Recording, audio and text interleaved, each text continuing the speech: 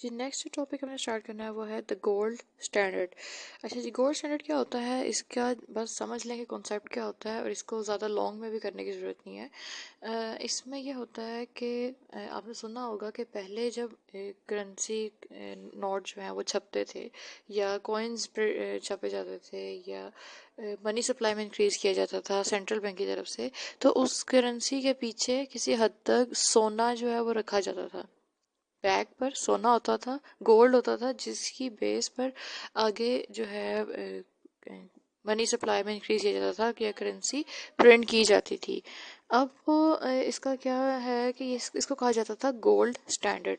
जिसमें जो currency print की जा रही है उसके बैक पर गोल्ड रखा जाता था। अब ये हो गया है कि अब जो करंट सिचुएशन है इकोनॉमीज की पूरी वर्ल्ड वाइड, इस सिस्टम को अबैंडन कर दिया गया है, छोड़ दिया गया है। अब वो आपको बताना चाहते हैं कि इसके क्या फ़ायदे क्या नुकसान थे, और हो सकता है कि शायद नियर फ्यूचर में दोबारा से इस पर अमल दरामद शुरू हो जाए। आगे वो बता रहे हैं गोल्ड स्टैंडर्ड के साथ कंट्रीज जो हैं उनके एक्सचेंज रेट किस तरह से डिटरमिन होते थे, उनकी करेंसी को कैसे डिफाइन किया जाता था। ये जनाब जो आपका लगा हुआ है ये हिस्सा अंडर गोल्ड स्टैंडर्ड, यहाँ से देखें कि यहाँ ये इसकी डेफिनेशन है। यहाँ पे वो बता रहे हैं under the gold standard each nation defines the gold content of its currency and passively stands ready to buy or sell any amount of gold at that price। अब वो ये कह रहे हैं कि जैसे यहाँ पर वो बताएंगे कि करेंसी उन्होंने जो डॉलर था, $1 अगर उन्होंने प्रिंट किया या एक सिक्का है, वन कॉइन है $1 का, तो उसके पीछे इन्होंने कुछ grains of gold, pure gold रखा होता था एक वन कॉइन ऑफ डॉलर के पीछे भी। जैसा कि वो यहाँ पर बताएंगे वो उन्होंने रखा था 23.22 ग्रेन्स यूनाइटेड स्टेट्स में, एक जो डॉलर का गोल्ड का सिक्का था उसके पीछे। अब देखें वो क्या कह रहे हैं कि जो gold content of its currency and passively stand ready to buy और सेल इट, कि अगर कोई शख्स बैंक में लेके जाता था अपना वो एक सोने का सिक्का, तो उसके उस सिक्के के बदले जो है उसको उसकी इतनी वर्थ होती थी कि उसके बदले या तो वो करेंसी ले सकता है या वो गोल्ड ले सकता है। ये दोनों सूरतों में इम्प्लीमेंट हो जाता था, क्योंकि जो भी करेंसी नोट या कॉइन प्रिंट किया जा रहा है या सप्लाई किया जा रहा है इकोनॉमी में, उसके बैक पर एक ख़ास मिकदार होती थी जो सोने की रखी जाती थी। अब वो कह रहे हैं कि इस बेस पर किस तरह से डिटरमिन होते थे एक्सचेंज रेट्स, कि अगर अमेरिका और यूके के बीच में एक्सचेंज रेट देख रहे हैं, आर इक्वल टू अमेरिका है domestic nation, dollar over UK की करेंसी है पाउंड, तो इसका एक्सचेंज रेट क्या होता है, वो कहते हैं जी $1 के पीछे रखा जा रहा है 23.22 ग्रेन ऑफ गोल्ड, और जो है पाउंड है उसके पीछे रखा जा रहा है 113.0016। तो इन दोनों को जब हम डिवाइड करते हैं तो हमारे पास जो आंसर आ रहा है वो है R equal to exchange rate जो डिटरमिन हो रहा है वो है 4.87। ठीक है, तो इस तरह से इसको कहते हैं मिंट पैरिटी, कि जिस वक्त दो कंट्रीज के बीच में एक्सचेंज रेट डिटरमिन करना होता है तो वो कैसे होता है कि दोनों कंट्रीज ने जो गोल्ड की मिकदार रखी हुई है उन करेंसी नोट्स को प्रिंट करते वक्त, उसके पीछे जो मिकदार है गोल्ड की, उस बेस पर डिटरमिन किया जाए एक्सचेंज रेट दो कंट्रीज के बीच में, तो इसको कहा जाता है मिंट पैरिटी। और यहाँ हमारे पास क्या एक्सचेंज रेट डिटरमिन हो रहा है, डॉलर ओवर यूके का जो पाउंड है उसके बीच में वो आ रहा है 4.87। ठीक है, तो इस तरह से गोल्ड स्टैंडर्ड जो है उसमें ये होता है और इस तरह से जो है एक्सचेंज रेट वो डिटरमिन किया जाता है। अब वो बता रहे हैं कि जो इस स्टैंडर्ड का एक फ़ायदा ये था कि कंट्री इकोनॉमीज जो हैं या मॉनेटरी अथॉरिटीज़ थी, वो ऐसे नहीं कि वो बगैर चेक एंड बैलेंस के मनी सप्लाई इंक्रीज़ करती जाएं। उनको पता होता था कि लिमिटेड सप्लाई है मुल्क में गोल्ड की, तो उस हिसाब से ही मनी प्रिंट किया जाता था, मनी सप्लाई में इंक्रीज़ किया जाता था। अब चूंकि ये ख़त्म हो गया है सिस्टम, इस रूल को फॉलो नहीं किया जाता, तो अब कंट्रीज़ में आपने देखा है इन्फ्लेशन आते हैं, कुछ में हाइपर इन्फ्लेशन की तरफ चले जाते हैं, तो वो यही है कि ये जब एक पाबंदी थी गोल्ड स्टैंडर्ड की वजह से, वो पाबंदी जो है, वो लिमिट लगी हुई थी, वो जो है वो ख़त्म हो गई है। अब वो कह रहे हैं कि इस सूरत में जो एक्सचेंज रेट होता था ना गोल्ड स्टैंडर्ड के साथ, वो कमोबेश फिक्स ही रहता था टू कंट्रीज़ के बीच में। अब उसका वो बता रहेंगे आपको आगे कि क्यों फिक्स रहता था आगे। ठीक है, ये देखें यहाँ पर जो नीचे सारा बताया हुआ है, वो कह रहे हैं कि जैसे $1 और £1 के बीच में एक्सचेंज रेट डिटरमिन हुआ है। अब वो कह रहे हैं कि जी एक जो डॉलर है, वहाँ पर उसके सिक्के के पीछे आपको मिल रहे हैं 23.22 ग्रेन ऑफ गोल्ड, और जो मिल रहे हैं यूके में वो 113 ग्रेन ऑफ गोल्ड। तो ये हो सकता है कि एक जगह पे कम ग्रेन ऑफ गोल्ड है, दूसरी जगह पे ज़्यादा है, तो हम जहाँ पे कम मिल रहे हैं वहाँ से ख़रीद लें और जहाँ पे ज़्यादा है वहाँ पर जाकर बेचें तो हमें मुनाफा होगा। अब वो लोग जो इस तरह करने की कोशिश करते हैं, उनको ये चीज़ देखनी चाहिए कि हमें रास्ते का कॉस्ट ऑफ ट्रांसपोर्टेशन भी पड़ेगा, जो कि यहाँ पर वो ले रहे हैं 3 सेंट्स। तो जिस वक्त आपको पता है एक्सचेंज रेट है 4.87, तो उसमें जब आप ख़र्चा ऐड करते हो रास्ते का 3 सेंट, जो कि 0.03 के बराबर है, ये डॉलर्स में देख रहे हैं इसको, तो ये भी $0.03 के बराबर है 3 सेंट। तो क्या बन जाएगा, ये टोटल क्या आएगा, 4.90 यहाँ पे सारा कुछ बताया हुआ है। तो अब 1 पाउंड की कीमत जो है वो डॉलर्स में ये हो जाएगी कि $4.90 दो तो 1 पाउंड मिलेगा। अब वो जो कर रहे थे ना कि करेंसी को वहाँ से इधर लेकर आ रहे थे, अब कह रहे हैं कि उसका फ़ायदा आपको कोई नहीं होने वाला, क्योंकि कोई भी शख्स 4.90 से ज़्यादा के एक्सचेंज रेट पर जो पाउंड है वो अमेरिका में नहीं ख़रीदेगा। ठीक है, यानी कि अगर आप पाउंड लेकर आ रहे हो यूके से अमेरिका में बेचने के लिए, तो कोई भी शख्स $4.90 से ज़्यादा आपका पे नहीं करेगा, क्योंकि इतने ही पैसों के अंदर $4.90 वो अपने मुल्क यूएस के अंदर अगर वो एक्सचेंज करे अपने ट्रेजरी जो उनकी है यूएस की, या जो बैंक होते हैं जो बाद में उनके बने थे उनके साथ, तो उसको एग्जैक्टली उतने ही पैसे या उतने ही वर्थ की जो गोल्ड है वो उसको मिल जाएगा। तो वो क्यों इससे ज़्यादा पे करके आप उसे ख़रीदे। तो इस नेक्स्ट जो वो बता रहे हैं वो ये है कि इससे ज़्यादा उसके अंदर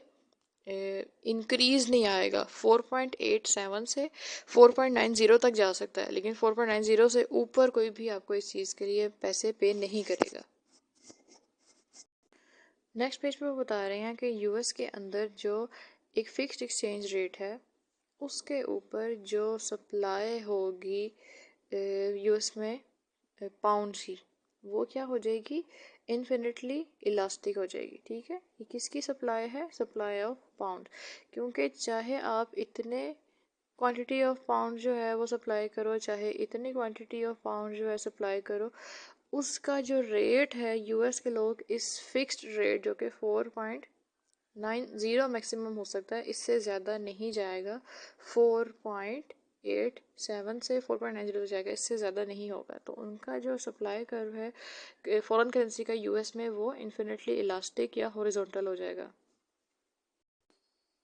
अभी जो नेक्स्ट पैराग्राफ है इसमें वो बता रहे हैं कि जो है एक्सचेंज रेट उसकी वैल्यू 4.87 से 4.84 तक गिर सकती है, इससे ज़्यादा कम नहीं हो सकती। ठीक है, पहले हमने देखा है उसका सप्लाई कर्व यूएस के अंदर फॉरेन करेंसी, उसका सप्लाई कर्व डिटरमिन किया है पाउंड का कि वो किस तरह से वो इलास्टिक हो जाता है, और एक्सचेंज रेट जो है 4.90 से ज़्यादा नहीं होगा। 3 सेंट जो है वो उसमें ट्रांसपोर्टेशन कॉस्ट ऐड कर रहे हैं। अब वो इस पैराग्राफ में बता रहे हैं कि जो इसकी प्राइस, एक तो हमने कहा ना कि ज़्यादा नहीं हो सकता 4.90 से, अब वो कह रहे हैं कि 4.84 से कम भी नहीं हो सकता ये एक्सचेंज रेट, और जो डिमांड कर्व है उसको यहाँ डिस्कस कर रहे हैं। अब वो कह रहे हैं कि जो है ना,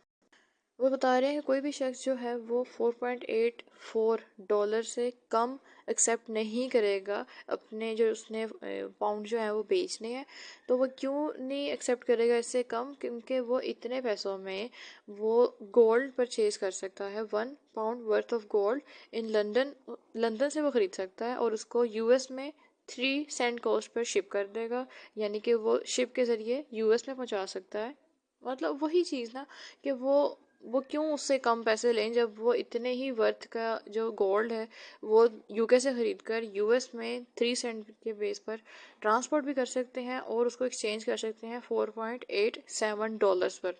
तो वो अब वो क्यों 4.84 से कम रुपीज़ एक्सेप्ट करें जब वो 4.84 के ऊपर ही ये सारी जो ट्रांजैक्शन है वो कर सकते हैं। तो इस वजह से यूएस में जो डिमांड कर्व फॉर पौंड है वो भी इन्फिनिटली इलास्टिक हो जाएगा at the exchange rate of $4.84 for 1 pound. ठीक है, अब करें this was the gold import point of the United states, यानी कि ये था पॉइंट एक्सचेंज रेट जो कि डिटर्मिन हो गया था गोल्ड स्टैंडर्ड की बेस पे। पीछे इन्होंने एक वर्ड यूज़ किया है मिंट पैरिटी, वो यही है कि जब गोल्ड की बेस पर टू कंट्रीज़ के बीच में उनकी करेंसी का एक्सचेंज रेट डिटर्मिन किया जाता है। ठीक है, तो वो इस तरह से पहले मैंने बताया कि वो ज़्यादा नहीं होगा, फिर हम बता रहे हैं कि वो एक लेवल से ख़ास कम नहीं होगा। अब नेक्स्ट वो आपको बता रहे हैं यहाँ पर, नेक्स्ट जो आपका पैराग्राफ है उसमें बड़ी इंटरेस्टिंग चीज़ शेयर कर रहे हैं। वो कह रही हैं कि जो एक्सचेंज रेट है वो डिटर्मिन होता था डॉलर और पाउंड के बीच में। जो एक्सचेंज रेट था वो डिमांड और सप्लाई कर्व फॉर पाउंड के इंटरसेक्शन से डिटर्मिन होता था। ठीक है, जहाँ डिमांड और सप्लाई कर्व इंटरसेक्ट करते हैं वहाँ पर एक्सचेंज रेट जो है वो डिटर्मिन हो जाता था। डिमांड फॉर पाउंड और सप्लाई ऑफ पाउंड, इनके इंटरसेक्शन से कि कितनी मुल्क के अंदर पाउंड की मिकदार होगी और कितना जो है वो एक्सचेंज रेट होगा गोल्ड पॉइंट्स के बीच में। अब देखो बड़े मज़े की बात सुनने वाली है कि कैसे होता था कि एक मुल्क के अंदर जिस वक्त डेप्रिसिएशन होने लगी, जैसे डॉलर है वो डेप्रिसिएट होने लगा था। अब हमें पता है कि डॉलर जो है वो किस वक्त उसकी वैल्यू कम होती है या डेप्रिसिएशन होती है, जिस वक्त मुल्क में मनी सप्लाई ऑफ डॉलर जो है वो ज़्यादा हो जाए। तो मनी सप्लाई किस वक्त ज़्यादा होती है, जब मुल्क में गोल्ड की मिकदार ज़्यादा है, ज़्यादा गोल्ड था उन्होंने ज़्यादा नोट छाप दिए, क्योंकि गोल्ड की बैक होती है तो गोल्ड वो नोट छापते हैं। अब मनी सप्लाई ज़्यादा हुई क्योंकि मुल्क के अंदर जो गोल्ड था उसकी सप्लाई ज़्यादा थी। उन इसका नतीजा क्या करती है, मॉनेटरी अथॉरिटीज़ जो होती हैं उन्होंने एक लेवल पे फिक्स रखना है एक्सचेंज रेट। वो ये करती हैं कि जब गोल्ड ज़्यादा होना शुरू हुआ है तो मुल्क से गोल्ड जो है वो शिप आउट कर देते थे, मुल्क से बाहर भेज देते थे गोल्ड को, ताकि गोल्ड की सप्लाई जो है वो कम हो, मुल्क के अंदर मनी सप्लाई जो है वो कम हो। मनी सप्लाई जो किसकी थी, डॉलर की। तो जो डॉलर की वैल्यू कम हो रही थी, जो आपकी करेंसी डेप्रिशिएट हो रही थी, और जिस डेप्रिसिएशन की वजह से आपका एक्सचेंज रेट बढ़ रहा था, जो इक्विलिब्रियम लेवल है उससे ज़्यादा होना शुरू हो गया था, वो वापस कम हो जाए और जो इनइक्वालिटी यहाँ पैदा हुई थी वो ख़त्म हो। नेक्स्ट वो क्या बता रहे हैं कि जिस वक्त किसी मुल्क के अंदर डॉलर जो है अगर यूएस में उसकी वैल्यू ज़्यादा होना शुरू हो जाती है, अप्रिशिएट होना शुरू हो जाता था, इसका क्या मतलब है कि मुल्क में जो डॉलर की सप्लाई है वो कम हो रही है। जब कोई चीज़ की सप्लाई कम होती है, मिकदार कम होती है, तो उसकी वर्थ ज़्यादा हो जाती है, वैल्यू ज़्यादा हो जाती है। इसका मतलब है कि मुल्क में जो मनी सप्लाई थी किसकी, डॉलर की, वो हो रही है कम। और वो कब कम हो रही है, जब आपके मुल्क के अंदर जो गोल्ड अवेलेबल था वो कम हो रहा है। जाहिर है गोल्ड जितना कम उसकी अवेलेबिलिटी हो रही है, गोल्ड की सप्लाई कम हो रही है, इसका मतलब है कि आप उतने ज़्यादा मनी प्रिंट नहीं कर सकते, डॉलर प्रिंट नहीं कर सकते। तो अब क्या करेंगे कि वो बाहर से मंगवाएंगे गोल्ड को, they will ship the gold into the nation. पहले था they will ship the gold out of the nation, अब इसमें है कि ship the gold into the nation, मुल्क के अंदर मंगवाएंगे, ताकि जो गोल्ड की जो सप्लाई है वो वापस हमारे मुल्क में ज़्यादा हो, हमारे मुल्क में जो मनी सप्लाई होगी वो ज़्यादा हो, किसकी, डॉलर्स की, अमेरिका की बात हो रही है। और हमारा जो डॉलर अप्रिशिएट होने लगा था और हमारा एक्सचेंज रेट जो है वो कम होने लगा था, अब डॉलर वापस उसकी वैल्यू अप्रिशिएट नहीं होगी, वापस नीचे को आएगी, और एक्सचेंज रेट जो इक्विलिब्रियम लेवल से नीचे को जा रहा था वो वापस ऊपर मूव कर जाएगा इक्विलिब्रियम लेवल की तरफ। ठीक है, तो ये सारा लॉजिक है जिसको यूज़ करते हैं वो मॉनेटरी अथॉरिटीज़ एक एक्सचेंज रेट को फिक्स रखने के लिए गोल्ड की क्वांटिटी को कम या ज़्यादा करके वो डिटरमिन करते हैं कि हमने जो इक्विलिब्रियम लेवल है उसी पर रहना है। तो इस बहुत सी चीज़ें जिसकी वजह से ये स्टैंडर्ड जो था गोल्ड स्टैंडर्ड ये बेहतर था कि मुल्क की जो होती हैं फॉरेन एक्सचेंज मार्केट्स भी स्टेबल रहती हैं, बहुत ज़्यादा फ्लक्चुएशंस नहीं आती करेंसी की अप्रिसिएशन डेप्रिसिएशन में, या आपकी जो एक्सचेंज रेट है उसमें बहुत ज़्यादा चेंजेस नहीं आ रहे कि आपकी इंपोर्ट एक्सपोर्ट जो हैं वो मेजरली उससे अफेक्ट हों। तो इस हिसाब से जो है आपका ये थोड़ा बेहतर है। बाकी जो आपका है ना दूसरा सिस्टम जिसमें बगैर किसी गारंटी के अगर मनी सप्लाई वगैरह जो है वो की जाती है इंक्रीज, इसकी वजह से या तो डिप्रेशन आ रहा है अगर सप्लाई कम हो रही है, या इन्फ्लेशन या हाइपर इन्फ्लेशन आता है जब money supply without any check and balance increase की जाती है बहुत ज़्यादा। वही जो नेक्स्ट आपके पास आ रहा है ये लास्ट पैराग्राफ, इसमें बता रहे हैं कि जो नेशंस होती हैं उन जो वो नेशंस जिनके बैलेंस ऑफ पेमेंट के अंदर डेफिसिट उनको फेस करना पड़ रहा है वगैरह, ये भी गोल्ड स्टैंडर्ड के साथ ही सेटल किए जाते हैं, क्योंकि डेफिसिट जो है किसी भी इकोनॉमी के लिए अच्छा नहीं होता। अब वो किस तरह से डिटरमिन किया जाता है वो जो आपका नेक्स्ट टॉपिक है उसके अंदर डिस्कस किया जाएगा।